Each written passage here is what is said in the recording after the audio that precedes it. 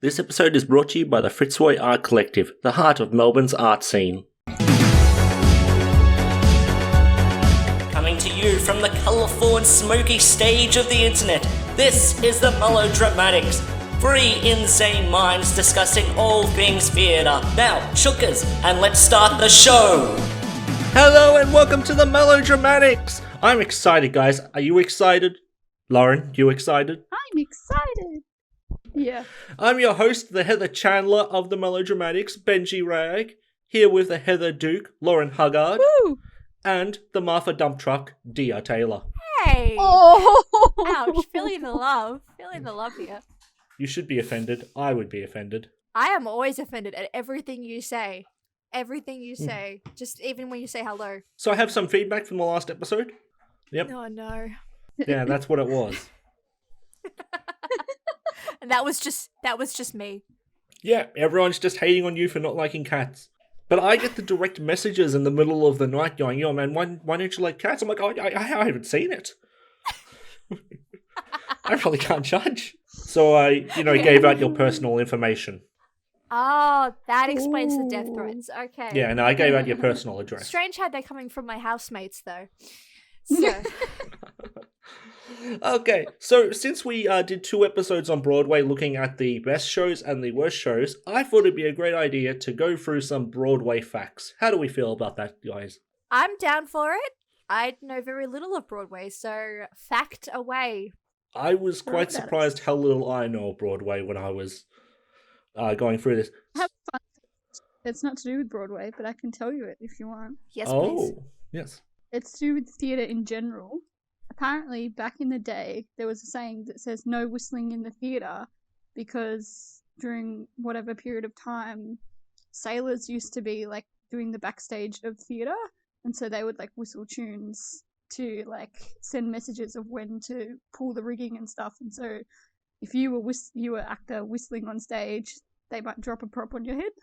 So like no whistling in the theatre. Oh, well, there you go. And it's that caliber of facts that we're going to be looking at tonight. Yeah. Bring it on. So I pulled an article to go through these facts by Lakshmi Menon. It's 18 facts of Broadway you probably didn't already know. I'll be linking it in the description so we're not like plagiarizing much. Okay, so the reason it's the original name of Broadway was the Great White Way. Do you guys know why? Is it because the street was white? No, it was actually to do with the lights they used. They were a special type of lights, and they were white instead of warm. So they called it white and that. And that brings me to the other fact. During World War II, when there was shortages on rations in coals, Broadway's lights had to be dimmed. And the people actually demanded that the government increase the city's coal ration to restore the lights to be bright. Now that's a love of theatre. Well, there you go. Oh, wow. Coal rations. God, that's a while ago. Because Americans We're are still always using coal, rational aren't we? during war. Well. Well, let's not start another war. What, with America? Oh, could you imagine if it was us three that started a war with America? If anyone, it would be you. Yeah, no, you're guaranteed you'd lead the way. All right, give us another fun fact. I like to think I'm the Australian Trump.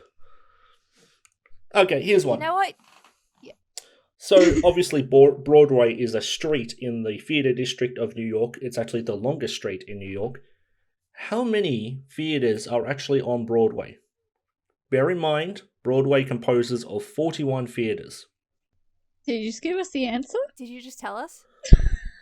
No, because there's a street Broadway, yes, Ah. but the Broadway section of New York is comprised of 41 theatres. Not all of them are on Broadway. How many are actually on the Broadway street? I'm going to say 5. I've been to Broadway. I've walked down that street, and I'd say, thinking about it, maybe, I don't know, 30? Okay, so Lauren, you say 4, you say 5? 5. Yep. Dia, you say 30. Quite a discrepancy between the two of you. There is in fact 4. Oh, really? Yes. The Winter Garden, the Roundabout, the Marquise, and the Broadway Theatre. Mm-hmm. Huh. So you gave it away when you started with 40, Yeah. and then you're like, but there's the street Ah. Broadway, and then there's everywhere else. I So I was had no so idea. it's going to be a lower number. You have to put a performance in a Broadway theatre for it to be open to the Tonys. Oh, there you go. Like how they've got it in LA with the Oscars. It has to be screened in LA in order to Yeah. qualify. Okay. Because they're pompous theatre snobs. I thought the Tonys was a British theatre thing. No, that's the BAFTAs. Ah, that would be British. And if I'm wrong, Right. tell me in the comments. Oh, here's a good one. You're wrong. Pretty much all the Broadway theatres are supposedly haunted, but the Palace Theatre is said to be the most haunted with 100 spirits. And can you guys guess who is the most frequent phantom? The Phantom of the Opera. Not a real person. Fluid from Paris. No. They believe that he was. They believe that he was a real person, actually. Yeah. So Yeah. I've read the book, so screw I'm you. sure. Come on, you guys will know her. I don't know. It's a her, so Shakespeare? Or her? it's her. And okay. Why would Shakespeare someone be in who's Broadway? Dead. I don't know. He's just chilling. A her, who's I take it American Yes. and in theatre. Well, Yes. you know. I got nothing. Okay. Yeah, I don't know. Judy Garland. I Really? had her in my mind, but I couldn't think of her name. Wow. Oh, Yeah. Really? Huh. So that's what she's doing. Yeah. When did she die? She died pretty young. Hmm. Because, she was on the floor, like, scavenging for pills. Like all of us, none of us here can judge. Dia does crack cocaine. I wish I had the money. Okay, here's another one. Do you know which performance is currently performing in the Palace Theatre that is haunted by Judy Garland? Nothing. I will take that. Yeah, at the Thank you. moment, there's not a... But it's America, though, so... Are we talking Yeah. about a play or Yeah, it's a musical. production? Hamilton? Happening It's a good musical. Wicked? No, No. it's SpongeBob SquarePants. Ah. I remember seeing an ad for that or something. I was like, is this legit? We don't know who is actually in that suit. It could be Judy Garland. It probably is Judy Garland. Okay, here's one that I found amazing. Beautiful. There is no I in Broadway theatres. Because, would you guys like to know why? Because I mean, people, when they got their tickets... The letter would- I? Sorry? What do you mean there's no I? Okay, let me explain this one. So you know how the rows go from A to Z? Like the seating rows? Yes. So you They do don't know have the I letter because Yep. people used to believe it meant that they were in the first row and they'd have issues with like people believing they're in the first row when they're actually in in row 9. Yeah. Yeah, so to avoid the Honestly, confusion, they just The took the row out. Roman numerals. honestly, I'm guilty of doing that. I went to a theatre show last year at the Palais in St. Kilda, and I was like, I'm here. And they're like, no, you're in row 1. I'm like, oh. So, I've there actually you go. been in row 1 for a few performances. Hmm. I was fancy in row 1 for The Merry Widow, and that was an experience. That fucking show went for 3.5 hours. What? Yeah. She must have been very merry then. It was like 45 minutes for the first act, which pretty standard. That's pretty normal. And the second act was an hour and a half. And so we got out, and this was at the Melbourne Arts Centre. And I went, wow, that was a real weird way to end that performance. I would have pushed up the first act a little bit. But anyway, let's get going. And my friend said, no, we still have the third act to go. What? Yeah. And I was so pissed because I couldn't bring my beer into the audience. Oh, Yeah. God. Like, how long? I'm talking to the security guy. Like, how long does this go for? Like, how long's the third act? He's like, it's about 50 minutes. I'm like, I'm bringing my beer in. He's like, no, you cannot. I need to be drunk to get through this. Honestly, I swear, I walked out of there a From a- cripple. Oh, I bet. I tell you what, from an outsider's point of view, like from a filmmaker's outside point of view, thespians and theatre people are kind of wanky. Just You haven't seen anything yet. oh god. Okay. Okay, good. I look forward to it. It's just because theatre, it takes a higher caliber of person to enjoy it. Because it's a high class art. Yeah. Isn't that what they used to say back in the day? Whereas we have like Hamilton, the Phantom of the Opera. You have I don't know, Ant-Man. Isn't that's a movie? We have Citizen Kane and Gone with the Wind and Stuff You and the Horse You Rode In On. So all your great films are basically, so past the 1950s it was all shit. No. And if we want to get super technical, acting for theatre is harder because we don't have editing to make your shit acting look kind of good. Oh, I see. So if you make a mistake, it's a mistake that everyone sees. But acting in film, you have to do a lot more micro expressions that the audiences in theatre don't see. Well, Yeah, but you can do a lot more takes. yeah. Theatre, you still do that. And we have to worry about continuity as well. We have to do the same thing again and again and again and again. Whereas you guys, you can do it one night and then, we'll change it around the next time. So Yeah, it's more of an I feel like- expressive art form. Yeah. I feel like this is an argument that's going to go on for a long time. For Yeah. multiple episodes. And I enjoy both sides of the argument because I enjoy acting for both theatre and film, so... Mm. The Phantom of the Opera opened in 1988 and is on its 4th decade of a stellar performance. It's actually the longest running performance. My favourite musical. Fantastic. Oh, we'll talk more about the Phantom of the Opera. But actually, the box office revenue for the Phantom of the Opera is higher than any film or stage play in history. Well, I mean, it's been going so long. That's unfair. Yeah. You Do you know, reckon films only that last, it's actually like, a couple popular months. because it's been going so long and that people just lie to themselves and actually pretend it's not shit? Hey, no, the Phantom of the Opera is amazing. It's one of the... I mean, it's pretty technical. Like, Yeah. I haven't seen it in person, but imagine, like, the chandelier falling. That is pretty hard to do in a theatre play. Like, Well, in you like live, hard to whereas do. with Wait the till you see film, my rewrite. It would be a little bit easier. Oh, God. To see what... How many actors have played the Phantom in Broadway's history? Ooh. There was Ramen, there was the first guy, second.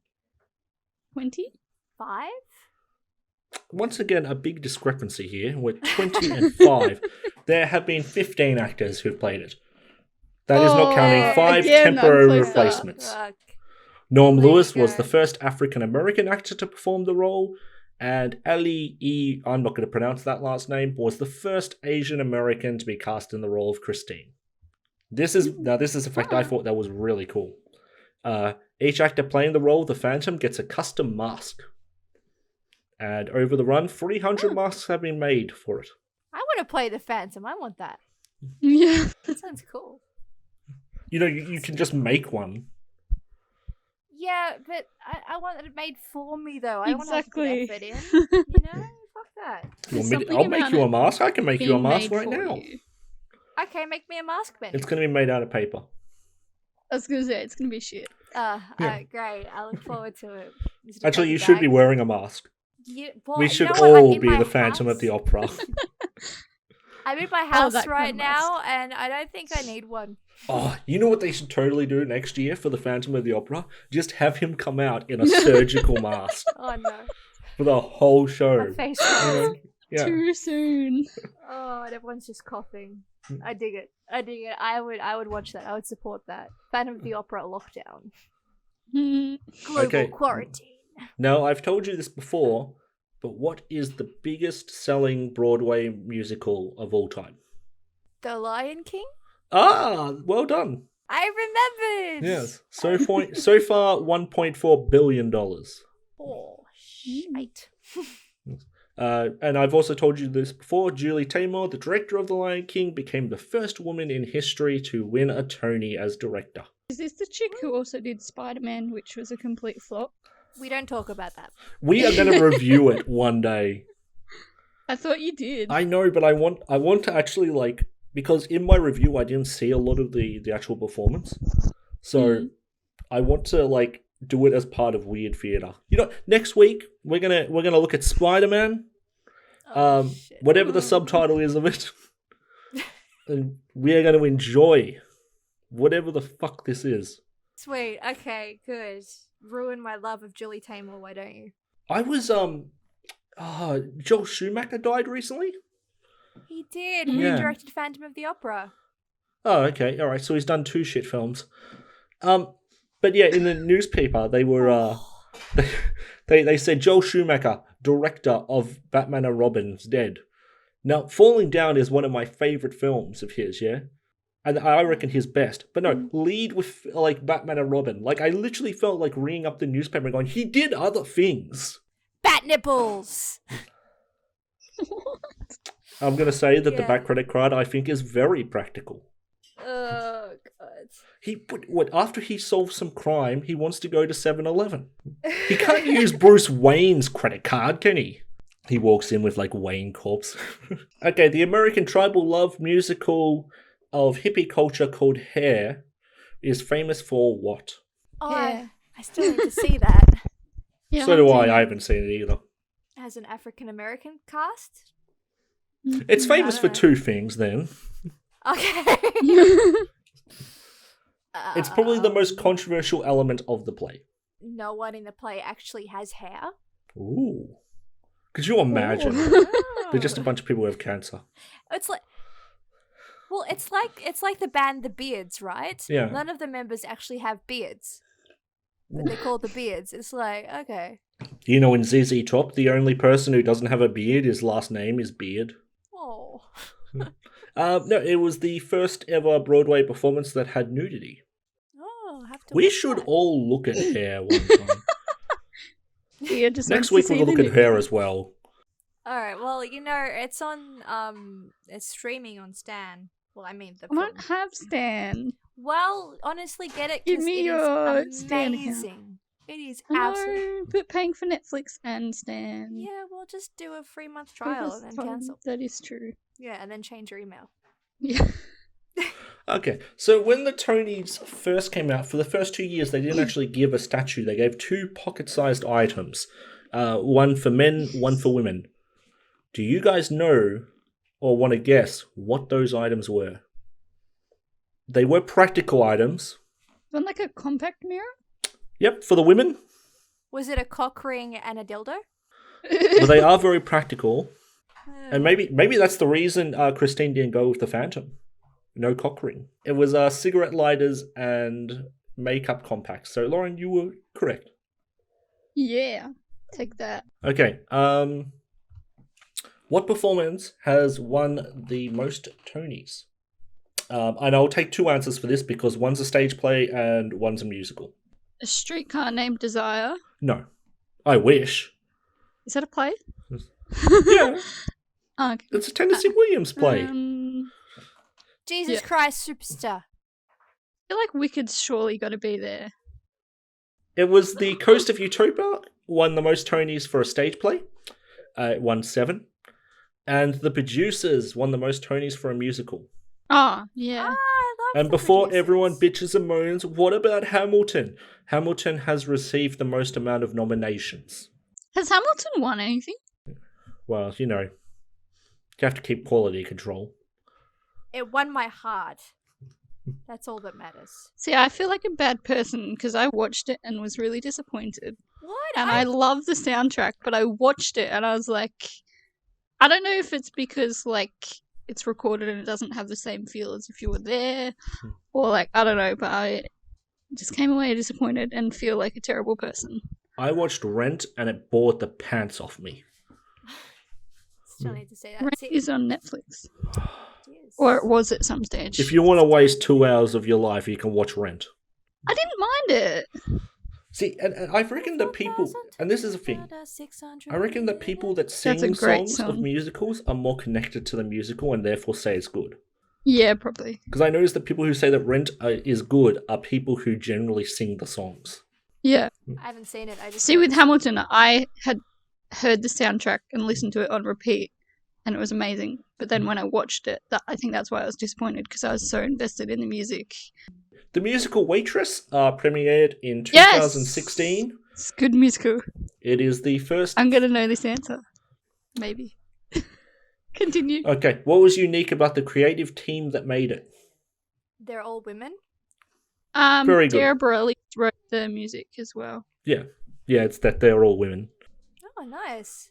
Girl power. The only other musical with a women power team was the 1978 musical The Runaways. Was it a musical? That's crazy. Yeah. Okay. Now this is actually one I found really fascinating because I like statistics and weird stuff like that. Of the demographic of Broadway, how much is it women and men? I mean, it's a man's game in most fields, so I take it it's mainly men. Well, this is the audience. Oh, the audience. In of the Broadway audience, what is the demographic of women to men? 60-40, 60-40? leaning towards women. Really close. Same. 66% are women. 34% are men. So that means, 34% actually pay for their shows. God, I'm going to stab you one day. I swear to Christ. New research has also shown that approximately 50% of respondents said they purchased their tickets online. Disgusting. So yeah, this is interesting to me because I thought it would have been 90 to 80% would buy their tickets online. Where do we reckon the 50% that buy their tickets at the door come from? Well, probably maybe older audiences and people who just, walk-ins. I wonder also if it's sort of tourists who come in because, you can get some deals on shows if you show up at the last minute and they're just trying to sell off all the seats. And so I wonder if it's tourists doing that sort of thing as well. I did not know that. That's kind of cool. Yeah, there we go. Some melodramatic advice. If you're in Broadway and you want to see a show, wait till the last 10 minutes of the show when they're just begging to sell off the tickets and you'll save a lot of money. Oh. You just have to, pay to go to Broadway. Okay, speaking of saving money, you can watch Hamilton for $10 by participating in a digital lottery. Or you can just sign up to Disney Plus. For the same amount but of if money. you're going to go there... well, there you go. I want some really strong Hamilton supporters to come out and go, this Disney Plus, man, it's just not the same. The early shows of Hamilton, those were the shows. That's all the facts that I have right now. It's good. Good facts. Good, because I'm sick of hearing your voice. You're going to hear it a lot more. Well, I mean, we are in a podcast together. Yes. We are? I thought we were just chatting. Dear Taylor, tell the audience why I call your roommate Cockroach.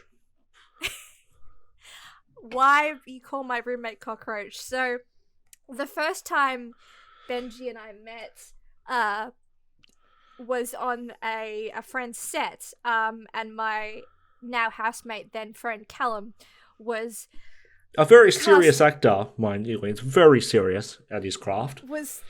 Very serious. He was cast as a cockroach, and so he dressed up as a cockroach. This was also the first time my now housemate Daniel met Callum, and Daniel had to pretty much put him in his costume. Anyway, so the first time Callum met both Daniel and Benji, he was dressed as a cockroach, and they didn't meet for another year or so. So now when I refer to Callum, we call him Cockroach because that's how Benji knows him. Yeah. Wonderful.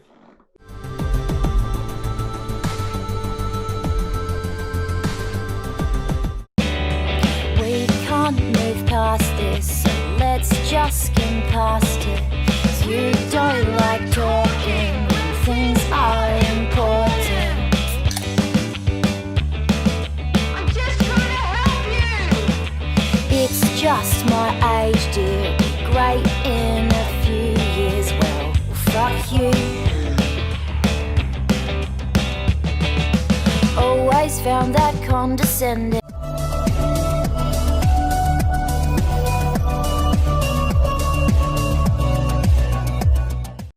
Okay, this is You Can't Rewrite Theatre, and today we're looking at apparently a classic.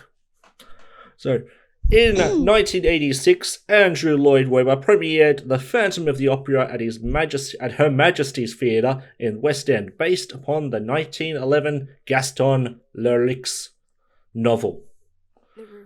If I've said that wrong, dear, correct me. Yeah, the X is silent, so it's like Leroux, Right, the crow. right. No one remembers him. You insult French literature. All the time. He insults the French in general. Yeah, I'm this just is a true. big fan. I'm actually a big fan of the French Revolution. I think they really... Which one? No. The most famous one. So, which one? Les Mis. No, that's still both of them. Gah! Are we talking the Fight for Liberty or the Reign of Terror? Are you dividing it up in that? They are both a fight for liberty. And you know what? I'm not going to get into French history here. Good. Don't. This isn't the place for it. Sacre bleu. So we've heard a bit about the Phantom of the Opera, and now I'm going to explain the story of one of the most beloved musicals of all time. And you're going to cock it up. God, he's going to fuck this in the ass. You're gonna love my version of this, yeah. A woman named Christine falls in love with a young gentleman but can't be with him because her dad travels. Later on, she starts acting and singing at a theatre that is haunted by a being called the Phantom who wears a mask to cover his scars. The girl's love interest comes back, the Phantom gets jealous, he steals her to get married, then he has a change of heart and lets her get married to the one she loves. There we go, Andrew Lloyd Webber. I did it in a minute and a half, what took you over 2 hours. Well, I mean, you missed a lot of details. I just cut the Her fat. father also died. Just cut And that's why the she fat. became part of the theatre. She started out as a dancer and worked her way up because of her talent. And the Phantom was sort of a teacher to her, who she believed was her father come back from the dead. The angel of music. Which makes the marriage even hotter. They don't. What? Oh yeah, because he wanted to marry her. I tell you, if you read the book, it is a lot creepier and a lot darker. Yes. Yeah. So in this segment, we try to rewrite the classics. Lauren, what have you done? What is your art? Can I just What is say, my I art? bet you $100 that it's gonna be in Europe somewhere. You're wrong. I'm wrong. No. I strayed away from my tendencies to go to Europe. I don't know if I like this, And Lauren. You're breaking I- with tradition. I am. I'm breaking tradition. She's gonna say it's in Turkey or something. Not even close. Damn. I found it really hard because I really love The Phantom of the Opera. Like, it was the first musical movie I ever saw. The first musical movie I ever saw was The Producers. Good for you. The first one I ever saw, I think, was also Phantom. Was that the Joel Schumacher one, or the other one? When he was on the downturn of his career. I don't know. Did it have Gerard Butler in it? I don't know. Okay, good. Alright. Was it in color? Yes. Then it was, yes. Wait, yeah, I think Doesn't actually it start in black and white though? Yeah, no, I think Doesn't it the start in Phantom of black the and white and then Opera goes was to the colour? first film to be actually like filmed in color. No, it wasn't. The first film to be shot in color was called I think it was The Jazz Singer. Okay. So it's an out of space sci-fi, and I've renamed it The Phantom of Opera. It's very far from Europe. Yes. Lauren, you're taking so- my stick. You know what's a great sci-fi? Event Horizon. Sure. Dear, if you can let Lauren speak. Yeah, for once it's not Benny cutting me off. No, it's weird. I like this. It's the year 5030, and planet Earth is a popular holiday destination for the inhabitants of the planet Opera Populare, or Op-Pop for short. So But the of whole course, like- planet is like an opera. No, it's just a name. Oh, don't okay. don't get caught up in the details. Okay. What is in a name, as William Shakespeare would say? A rose by any other name would still smell as sweet. That's exactly what I was thinking. Okay. No, wait till he gets married to her.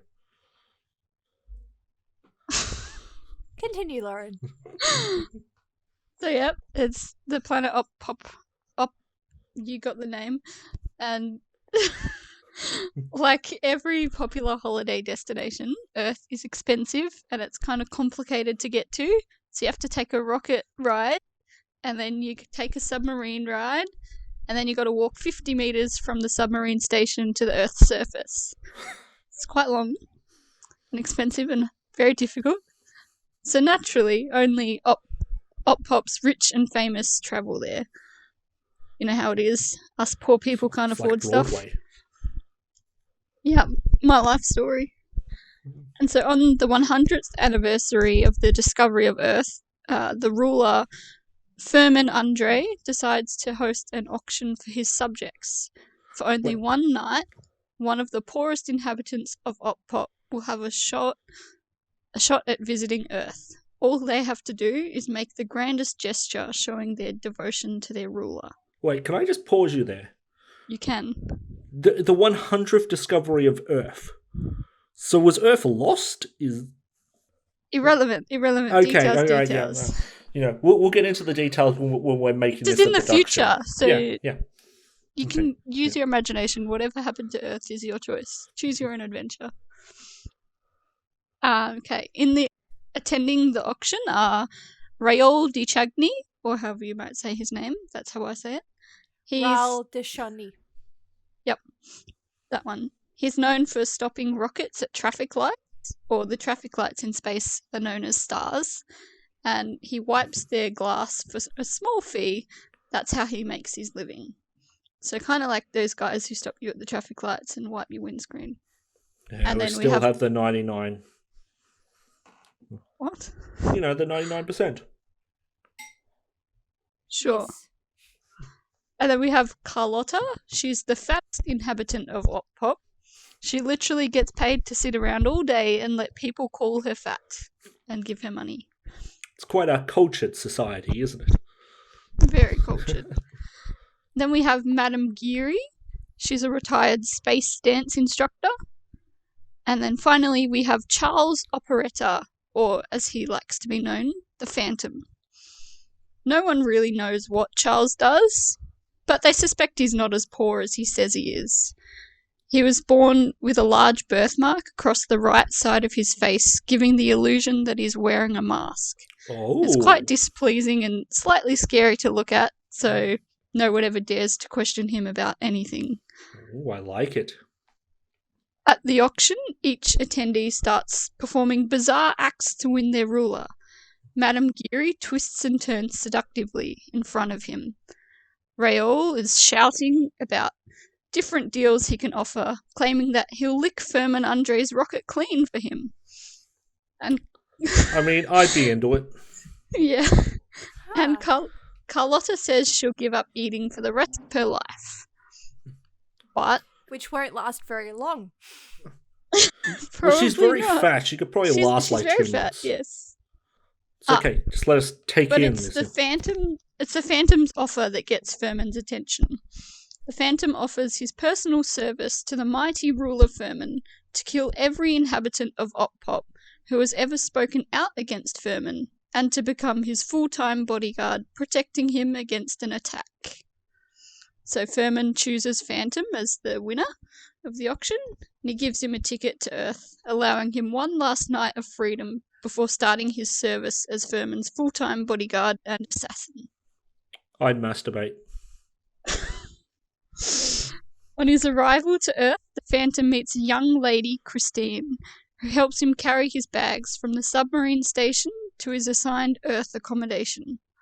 Christine is young and sweet, and the Phantom discovers she has a lovely singing voice, something he admires greatly in a woman.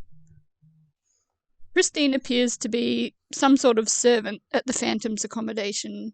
During his time on Earth, he spends most of his time talking with Christine and begins to fall in love. As the sun rises the next morning, the Phantom is sorrowful as he realizes he has to say goodbye to Christine and will never see her again upon returning to Op-Pop and starting his service for Furman. As the Phantom tries to say goodbye to Christine, he can't get the words out, but Christine coaxes him to tell her everything. So the Phantom tells her about the bid he made to kill every inhabitant of Op-Pop who has ever spoken out against Furman, and to become his full-time bodyguard, giving up his freedom forever. Christine confesses that she loves him and doesn't want to say goodbye either, so they come up with a plan to stay together. The accommodation where Christine works has a basement under the staff living quarters, so Christine hides the Phantom there in the basement. Each day she brings him food and water, and he teaches her to sing. So he's like a pet. Kind of. And it appears that they will live happily ever after. But that's not how their story ends. Dun dun dun! When the Phantom does not return to Op-Pop to serve Furman, instead of searching for him, Furman orders to destroy Earth and all its inhabitants, blowing it to pieces. And the Phantom and Christine do not survive. The end. Okay. Unlike your previous stories, Lauren, ended on a kind of a down note. Speaking of changing things up, do we want to hear my version? Oh, Do no. we? Yes. Yes. Well, you got to hear it anyway. Oh, good. I call this The Phantom of the Opera, Phantom Roads, Take Me Home. Oh, my fucking Oh boy. That's right. This is going to be bullshit. It is set in the American Midwest. And unlike my usual ideas, it's actually set in present day. Oh, shit. So the play opens with a young Christine. She's 13 and she loves hanging out with her very close friend Vicky. Slowly this blossoms into love. However, her father is a big douchebag and a homophobe and he refuses to let them meet. He even goes so far to move to another town. Christine goes through a deep depression. This results in her body changing. Her vagina grows teeth. Her father makes her date men. What? What? Really? No, sorry. You just went there really quickly, okay. There was just something there that you said that sounded very different from where you were leading. But continue. Yeah. I wanna see Is where it the this goes. vagina with teeth? Don't worry, it all factors in, guys. This is storytelling. You gotta throw out a few balls. Well, literally. Yes. Yeah. Her father makes her date men, and whenever they try to do anything sexual or force themselves upon her, they get brutally injured by the teeth in her vagina. Christine becomes confused and wonders why her body is trying to hurt other people. This sounds like teeth. Guess what I was watching when I wrote this? Crazy. I wrote down 3 notes for this, yeah? It was like country, teeth, and the Phantom of the Opera. Oh, my God. Finally, Christine goes to a Midwest university and begins learning music.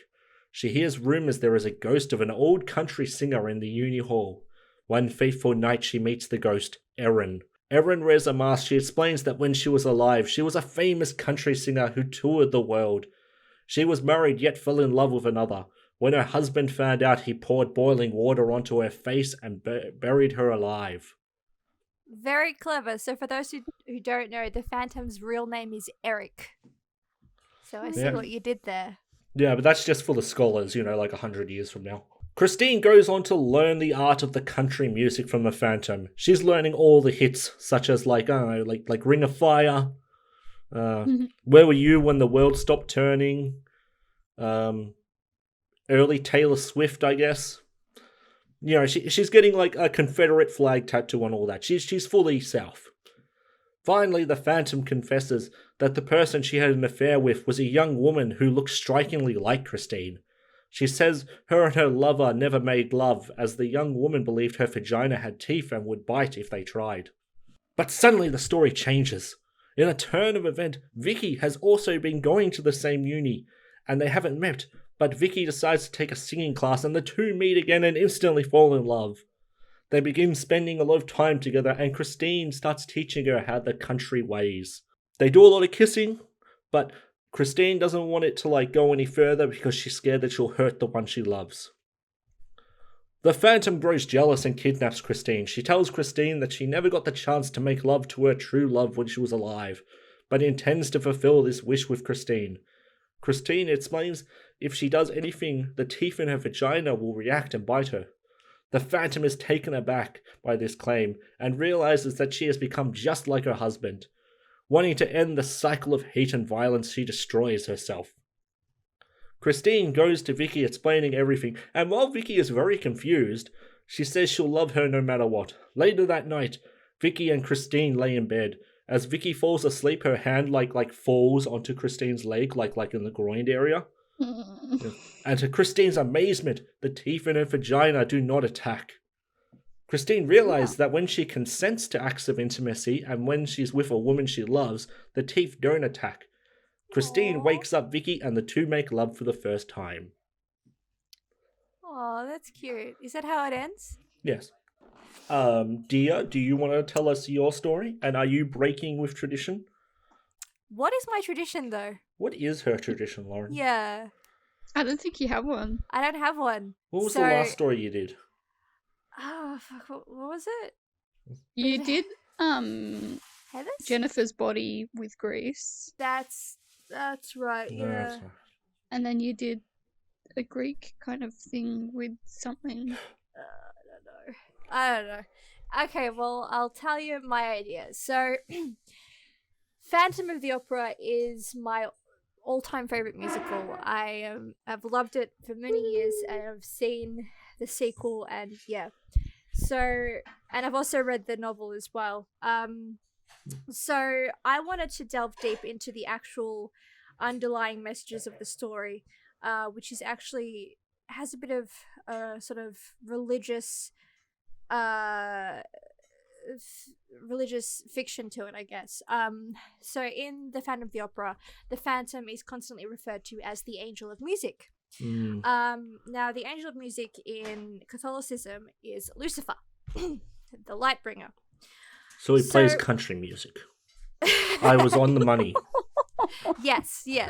So, now I love Catholicism and like the history and the the angels and all that. And the Do you love all aspects of Catholicism? I love the fantasy. Because there's a lot of elements things it. happening right now in Catholicism. Yes. Well, I don't love that. Yeah, let's not go into that. I love the fantasy of it. So, yeah. So what I rewrote Phantom of the Opera, I rewrote it as a sort of, think of it like Constantine. So, like someone torn between heaven and hell. So Christine is this woman, just normal woman, in the world. I don't really have a time period as such, but she's torn between an angel and a demon. So you've got, the Lucifer, the angel of music, who seduces her to the underworld, a life of sin, music and pleasure and all that. And then you've got Raoul, who is, I sort of sculpted him after Michael, the archangel, who's, urging her to follow the right path, where she's married happily and lives a life of sort of, mediocrity, but still, there's still happiness there. And, she was raised in the Catholic faith and has always followed that. But now that she's met Lucifer, she's kind of thinking like, oh, this sounds pretty cool. And I've sort of sculpted the world to be sort of the theater is the world. So the devil constantly tries to meddle in the world. He destroys public figures like Carlotta and all that, trying to seduce this young girl. And it's sort of the story of, who she chooses, the devil or the angel. So yeah, that's sort of my rough idea. I like how you guys sort of go really in depth, but I tend to like to just talk about the themes of it all. It's like, yeah. We'll nut out your idea when we're doing it in the production. Yeah. Sure thing. We'll do a night where each of us gets an hour to do like our Phantom performances. Oh, okay. A musical. I can't sing, so Lauren, I sent you Mel's story as well. She didn't get a chance to write out her full 3 pages of a story that she normally does. But did you want to read out what she sent? It's only 2.5 this time. Okay. So her idea is that the Phantom of the Opera, it's like Phantom of the Opera meets Jekyll and Hyde. So It's revealed in the end that Christine is both herself and the Phantom, as she only ever sees him through a mirror, and no one sees the Phantom and Christine together. When she realizes this, she takes up residence under the destroyed theatre and lives out her days there, where some people say they can hear her singing echoing through the tunnels. So, still the Phantom is her lover. She had to learn the conflict with him is part of herself, and Rael is still trying to muscle his way in there, but doesn't succeed. So she thinks it's a major... Rael's character is a major douchebag, so that he gets an unhappy ending in the end.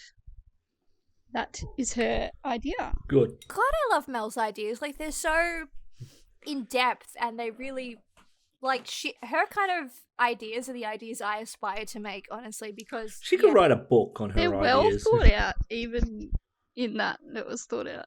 Yeah. Severely. Yeah. Mel, We love you, Mel. You are amazing, and I want to hire you as a writer. Oh no, it's the burning question. So this is the burning question, where we ask different questions about theatre and try to get different responses. This week's question is it okay for an actor to play a character from another race?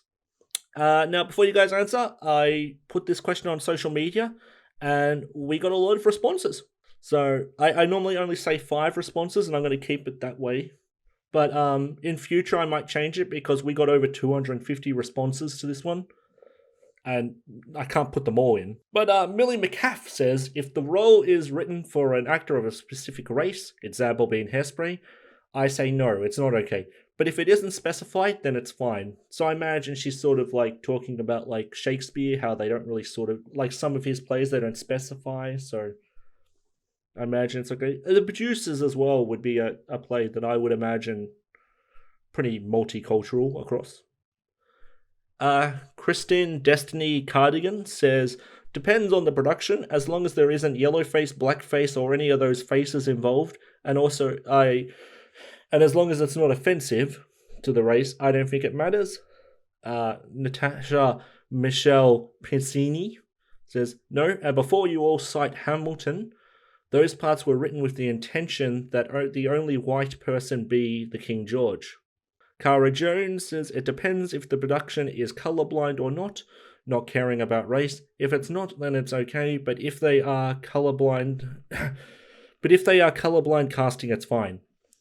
And Zach Bergeris says, I personally think as long as the race is not specified or essential to the story, then any race can portray any character. So what are your thoughts, Lauren? I definitely agree that if it's written for a specific race, then you probably shouldn't. But there are a lot of roles that are not, their race isn't specified, or if it is written that way, it's not necessarily important to the story. Yeah, it's a tough one. I had a thought. I think it depends on the sort of material. And when I was thinking about this, I used an example that wasn't a play, but I think I can use one now. There's an Australian play called Stolen. It's about the stolen generation of from the Aboriginals. And if I was going to take that to another country, let's say I took it to America, yeah, where there primarily aren't many Aboriginals, I would probably cast someone... Native Americans? Yeah, Native American or African, because I feel that they could possibly relate more to the themes and the story than someone who is white. I feel like a story like that, it's really inappropriate to have white people play those characters, though. I disagree. I think... Because of the history of the Indigenous people in Australia, I just feel like... yeah, but I think depending on how you direct it, you could direct it from the Aboriginals' point of view, using white characters to maybe hit home a bit more with people who are a bit more race inclined. So, because there's a lot of people out there that are, very racist and, see people with different skin color as lesser. So it all depends on your direction. Like, if you're going to tell the story as it is, 100%, cast people of the same ethnicity, but there's a few films out there that do this. I forgot the name of one, but it tells the story of the story of black slavery told from a white perspective, where the whites are actually the ones enslaved. I forgot what it's called, but I reckon films and plays like that are very interesting because they're tailored to a specific kind of audience that usually would look over something like this just because the main characters are black. Yeah. But I do fully agree that, you should cast people. You got to cast the best actor for the job, of course, but saying that as well, like, I've casted a lot of actors in the past, and I usually don't go via race. I mean, if an actor's the best, fantastic, but I mean, at the same time, you wouldn't cast a male to play a female role, so you wouldn't cast a white person to play a black role.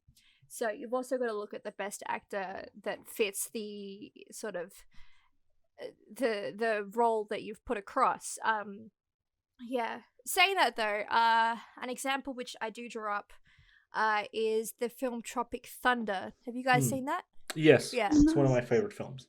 Yeah. So I draw up that film because in recent times, now I'm gonna sound my age here, but a lot of Gen Zs have picked up on it for the fact that Robert Downey Jr. Is in blackface.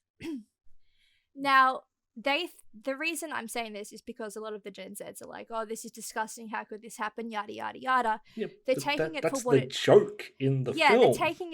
they're taking it for what it is, but the whole thing of Robert Downey Jr. in blackface is the fact that, we're joking at this, that this is a shit thing that Hollywood does. We have fantastic black actors out there that are even in the film, like you've got the guy who plays the rapper, I forgot his name, who's black. He's a good actor, but they cast this Australian, this blonde, blue-eyed Australian to play this black guy. Yeah. So that's the joke. I mean, I think, like, I'm speaking from a position of privilege, of white privilege, because yes, I am Caucasian, and yes, my family is Caucasian, but I feel like blackface and yellowface can be done, but only if you're making fun of the thing itself. Yeah, you're not for it. See, I'll say, like, something that might be an unpopular opinion. I think that with plays where they show different races being oppressed, it's okay for people of different races to play those parts, as long as they're not white. Because I don't think that white people have the right to play characters of different races that are oppressed by white people or by systems created by white people. Yeah, no. Another example I want to bring up as well. Oh, look, Dia has opinions. How crazy is that? Is the Hollywood film of Ghost in the Shell. So the backlash with that was a lot of people deemed it to be, whitewashing because the character is white. Now, you speak to a lot of Asian communities and they love the film. They think it's fantastic. They really do. And see, the reason that I am in agreement with these people is because the whole idea of Ghost in the Shell is the character is a shell. It's not an actual person. It's sort of a cyborg, So the character herself is Asian, as we see by her visiting her Asian mother, but she's placed in this shell, which is Caucasian, which is not her, if that makes sense. So why would they have the shell Asian? These people are evil, you gotta fit race in the world. Like, another example of this is 12 Years a Slave. Fantastic film. I absolutely love it. And the thing with that is, obviously, you've got to cast a lot of black actors to play the black slaves.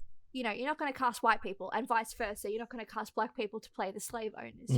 You got to stay true to the story, unfortunately. And as shit as it is, that is our history.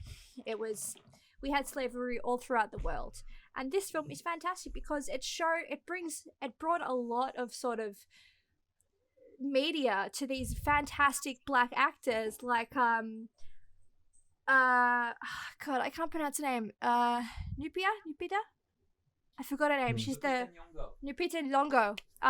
Yeah, she plays the favored sort of slave in that film, and that film sort of like boosted her up to Hollywood. Now she's in like films like Us and Little Monsters and Black Panther, and she's absolutely fantastic. But yeah, no, I fully think that, you know, you should stick, like Lawrence said, actors should be cast based on the character's ethnicity, unless of course you are having a satirical sort of look at the problem at hand. Yeah. Lauren, any more thoughts on that? Not really, other than obviously you've got to think about the talent of the actor as well. So like, at the end of the day, you're choosing who's best for the part. But I think you shouldn't. Yeah, if a character is specifically a character of color and you're casting someone white just because they're more talented, I feel like that's inappropriate. Can I just make another point as well? One thing that we do have to look at when writing as well is racist stereotypes. So you look at a lot of films that were made in like the 60s and onwards. The bad guys are Russians, or before that, the bad guys are Germans, and now you look at it and the bad guys are often Middle Eastern. So yeah, I was gonna say they sort of come back to Russia again, haven't they? Yeah. So like, I mean, in the 2000s, 2010, let's be fair, it was you know, sort of like Middle Eastern terrorist group. You know, now it's sort of come back to Russia with like with Putin and all that. Yeah. Yeah. No, modern cinema does, like, you know, life reflects art, art reflects life. Like we do sort of look at villains in our current day and age and take examples of them, and I think that's something that a lot of screenwriters and playwrights really need to look out for, is the fact that they need to watch their racist stereotypes, because if you write someone as a Middle Eastern terrorist, then, you know, you're subjecting Middle Eastern actors to that kind of stereotype, which I think is the main problem with a lot of creative industries these days, is that they do stereotype the villains, the bad guys, which makes it harder for actors of that ethnicity to find actual good work. Oh shit, Lauren, tell them about was it General? What was his name? Colonel. Sorry? Colonel. Yeah. Yeah. He was pretty white. And tell them about tell them that story.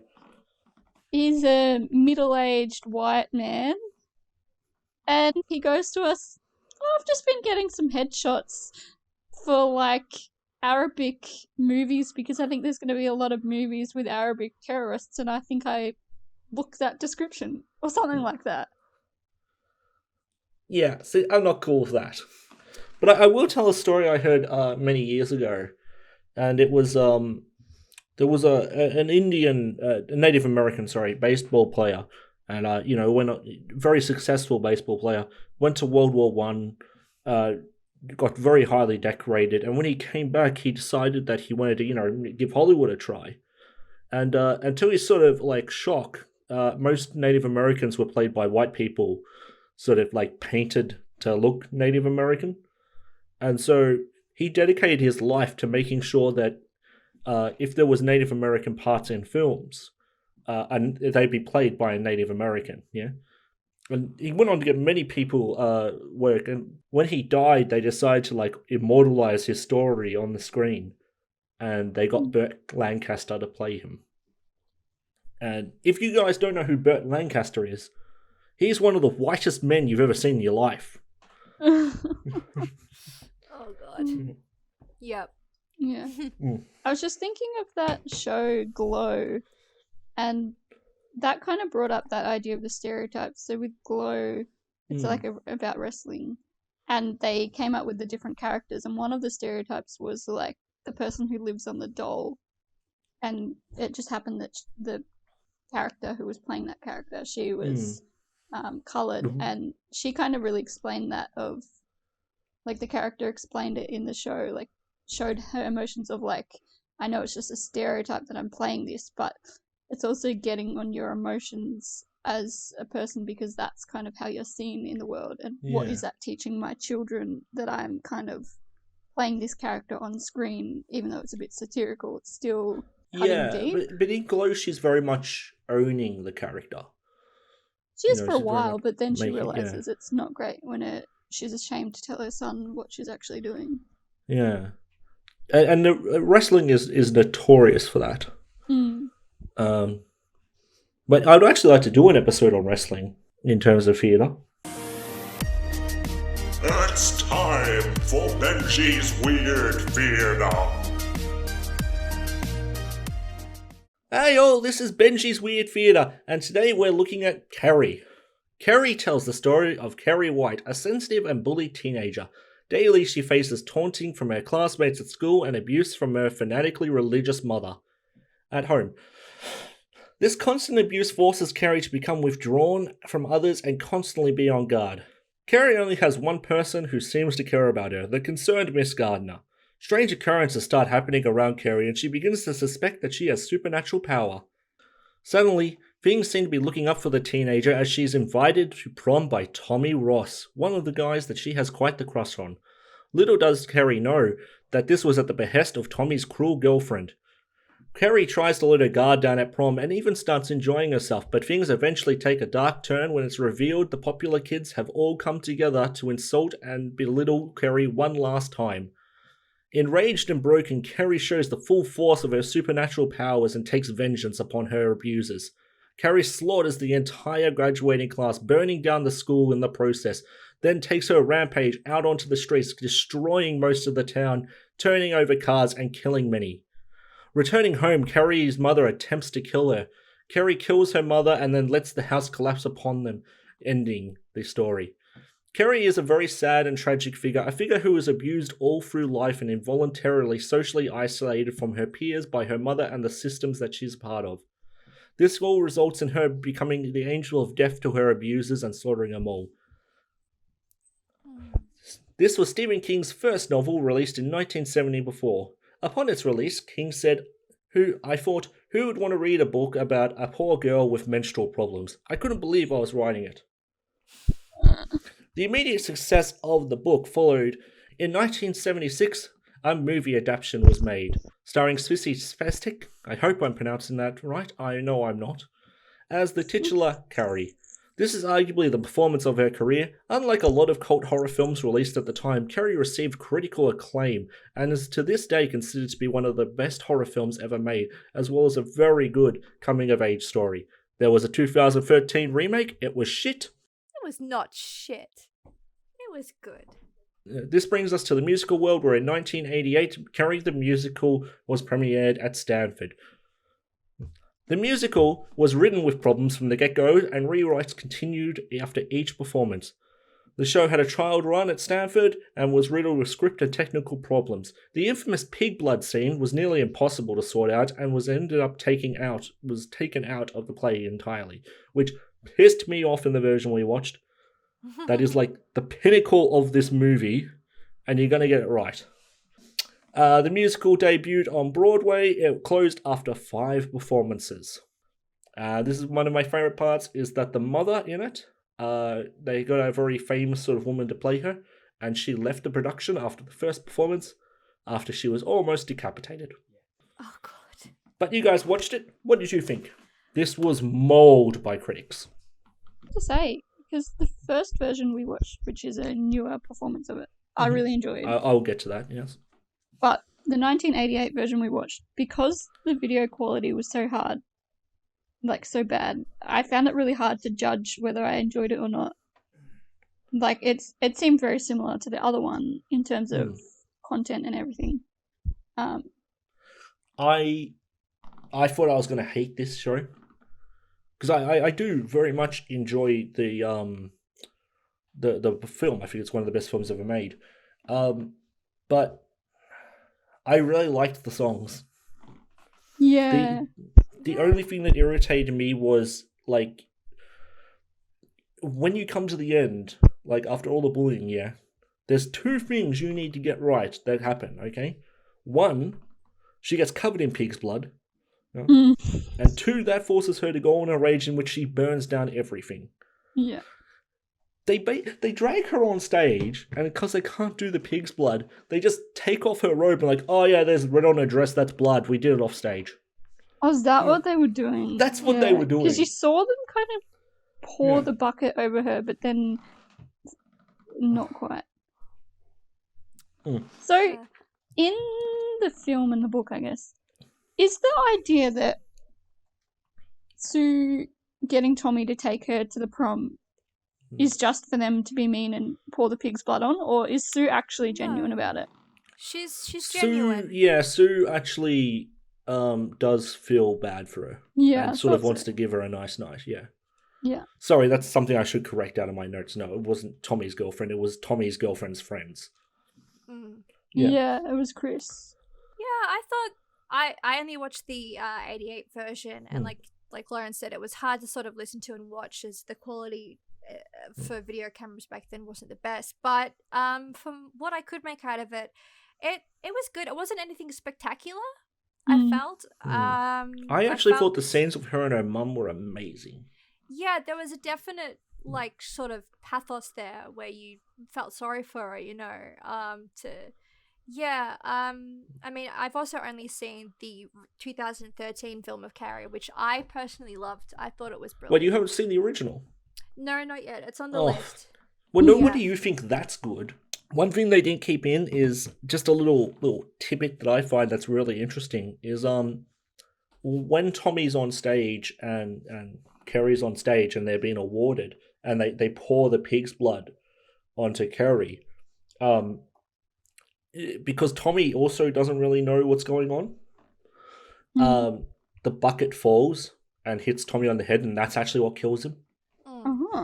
Yeah, it's not actually Carrie in her power. But John Travolta's in the original. And he dies. Which is really... but another sort of tragic moment with Sue is that she is pregnant with Tommy's baby. And there's sort of a bit... Does Sue die? Sorry? Does Sue end up dying, or is she left alone? She survives, doesn't she? Depends on the version, yeah. Yeah. And either way, she loses the baby. Although it was really hard to see in this 1988 version, when Carrie is like killing everyone, that looked really interesting with the lights flashing and everything, and the screen they put between Sue and everyone else. Like, I thought that was quite enjoyable, even though I couldn't probably see it. I really like the stage coming up. Yeah. I was like, oh, dude, this is like Broadway production. You spent $8 million on it. You can't give me a little bit of fire on stage. Yeah. You know? Like, what's it? $8 million. And the reason they couldn't do the pig's blood scene is because it would interfere with Carrie's microphone and cause a lot of problems there. $8 million, you can't figure it out? Yeah, couldn't you just use, like, confetti or something? Yeah. Get someone else to hold the mic. I don't know. But yeah, I felt like it was very much like the musical was very much like Grease in a way. Yeah. Yeah. That vibe. So yeah, I thought it very much lowered you into a false sense of security in it. I feel like it was Like- very 80s as well. Like, that opening scene felt like I was watching an 80s aerobics kind of video when the teacher's taking them through the gym class or whatever it is. Like, Yeah, that's great. Miss Gardner. Yeah. I felt that they needed more scenes with Miss Gardner. Yeah. It was really hard watching this version to figure out why she was so kind to Carrie. Like, obviously, as a teacher, you're concerned about your student going through something like that. But compared to the other version we watched, the other version, she was very kind the whole way through, whereas when Carrie gets her period in this one, she slaps her and kind of, like, treats her not very nice, but then all of a sudden later on she's like, you know, why don't you go to the prom and enjoy this, like, night? I don't know. That was kind of odd, I thought. I think it was the character more... wasn't very solid for me, like whether she was supposed to be kind to Carrie or No, very could they be strict. showing like two different levels of the character? Maybe she started out like, you know, like with the rest, like bullying her, but when she realized this was really taking an effect on her, tried to save her before. Yeah, the one thing I don't like about these sort of stories, is very much the person who's bullied and abused ends up sort of in a very short time ends up getting like a lot of revenge on their abusers and all that. I it's kind of sad to me because like a lot of times that can never happen or can take years. You know. Yeah, I really enjoyed the songs with Carrie's mother. I wrote that the movie has a lot more spectacle over the play. You know, because by the end of the play, you want Carrie to get her revenge. You know, I don't think there's anyone who's watched Carrie and doesn't like outwardly feel for her. And Spissy Speck is amazing in the part. There's this sort of beautiful shot where she's walking home and she's covered in blood and she's crying. You know, it's like, you know, her big night is ruined. And then John Travolta comes up and tries to run her over. What a dick. Throws the car. Yeah, despite being received negatively, the musical has been revived many times by small and large productions. I owe this to the themes of the performance and the fact that a lot of younger people, and even people our age, can relate to the character as we've all gone through at least some forms of abuse or bullying. Obviously, I'm not trying to make light of abuse or bullying here, but I feel like everyone has at least received even just a small amount. Does that make sense, guys? Yeah. Yeah. So I feel that inherently we can relate to the character, at least a little bit. However, the show Riverdale reignited interest in Carrie the Musical as it was prominently featured in the episode Chapter 31, A Night to Remember. And that's sort of where a lot of nowadays revivals have come from, because they performed the whole thing in the episode. Okay. So any final thoughts on Carrie the Musical? No, like I said, I thought it was good. I didn't think it was anything spectacular, but it was enjoyable, and, you know, the story of Carrie is a good story, and I wouldn't have picked it as a musical, but there you go. Lauren? Yeah, I felt it really effective the first time I watched it. Because I haven't watched the movie, like, my emotions were just like, this is really hard to watch, the way she's being bullied and the way her mother's abusing her. Like, it made me really sad. Yeah. So now I'm curious to watch the movies as well. But yeah, I enjoyed it. It's a big journey, that movie. Like, you have to be prepared for it. Because, yeah, it does legitimately, like, open up with her getting her period. Yeah. Well, I think that'll do it for this episode. What do you guys think? Yes? Oh, beautiful. All right. I've been your host, Benji Rag, here with the lovely Lauren Huggo. Hello, goodbye. And the lovely Dear Taylor. A compliment, thank you. Aww. I treat you nice. All right. Well, thank you very much for joining us. We'll see you next time. And remember, you matter. Bye! Bye. Hey, this is Benji here, and I'm editing the podcast right now. I noticed that at the end, I really kind of half-assed the "you matter" part, and that's something I'm not okay with. A lot of times in life, you'll hear when you're going through things like, "Don't worry, it gets better later on in life," and it's kind of hollow at the point when you're really going through some stuff. And I just like to say, like, you really do matter, and just please hang in there. You know, you are worth something. So yeah, thank you. All right. And thank you for listening.